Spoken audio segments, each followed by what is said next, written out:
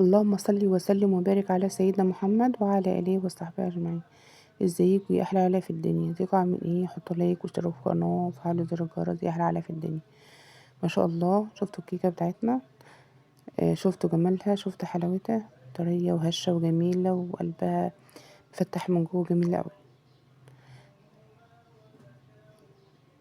صلوا على النبي، اشتركوا في القناة وفعلوا زر الجرس. وحشتوني وحشتوني وحشتوني. كيكة بالبرتقال، احلى كيكه دي ولا ايه يا ولاد؟ والله كيكه طعمها جميله قوي. تعالوا نشوف عملناها ازاي، يلا بينا. اول حاجه جبت البرتقال. شوف البرتقال هتحطيه قد ايه. هما بتاعنا عشان برتقالنا ما كانش كتير، حطيت ايه تقريبا، ما كانش كبير، حطيت 5. لو كبير هتحطي 2 كبار، واحده صغيره، 3 وسط. انما بتاعنا كان صغير فجبته بشرته. خدت القشره الصفرا بس اللي من بره، ما تحطش الابيض عشان ايه ما يمررش معانا، عشان ميبقاش فيه مراره. بشرته كل يعني القشرة الصفرا بس كده. كنت بعمله بالصغننة دي معرفتش، فجبت المبشرة الكبيرة ديت. يدوب اخد ايه، القشرة الصفرا بس. انا ما عنديش اللي هي العصارة، اللي هي كانت عندي اللي هي عارفين اللي هو الشفشق ابو بتاع من فوق كده، تحطي فيه البرتقانة وتعصريها. بس ما اعرفش راح فين. قمت جبت كوباية وايه، قطعت البرتقانية 2 وعصرتيها خالص ايه في ظهر الكوباية كده من ورا. عصرت خالص كده، عصرتهم كلهم. بقى معايا كوباية ايه، برتقان فريش، عصير برتقان فريش.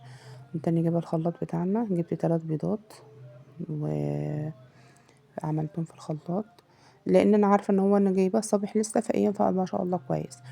كنت جايبه الفانيليا ديت من العطاره، كنت جايباهم ب10 جنيه، شوية صغيرين بس يلا الحمد لله. كوب السكر حسب الرغبة، انا حطيت كوباية الا شوية. في ناس تحب كوباية وربع، في ناس تحب كوباية، انا حطيت كوباية الا ربع. ما شاء الله كانت جميلة. والبشر برتقان و... والفانيليا ومعلقة خل، عصرتهم جامد اوي لحد منهم بقى فاتح كده. ونزلت بايه، بالبرتقاني، بعصير البرتقال الفريش بتاعنا.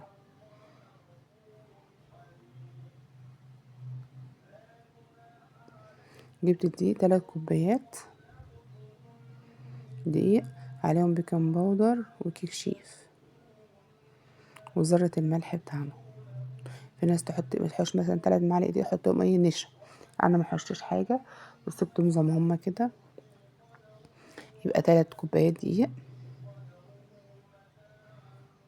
حطينا في شفشق الخلاط. كوبايه العصير، الفانيليا، بشر برتقان، كوبايه الا ربع زيت. وعندك 3 كوبايات دقيق، بيكنج باودر وذره الملح.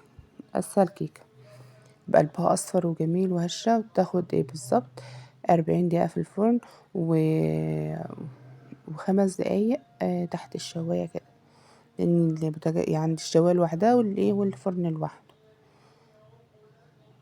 ما شاء الله ارضيتها عامله ازاي جميله، لا محروقه ولا لازقه ولا اي حاجه. فحابه رجعتها تاني في الصينيه بتاعتها، عشان لما بطلعها بتنشف. يعني بحطها على الصينيه لوحدها كده بتنشف، بقوم حاطه سايباها في الصاج بتاعها او الصينيه بتاعتها، وناخد منها لحد ما تخلص كده.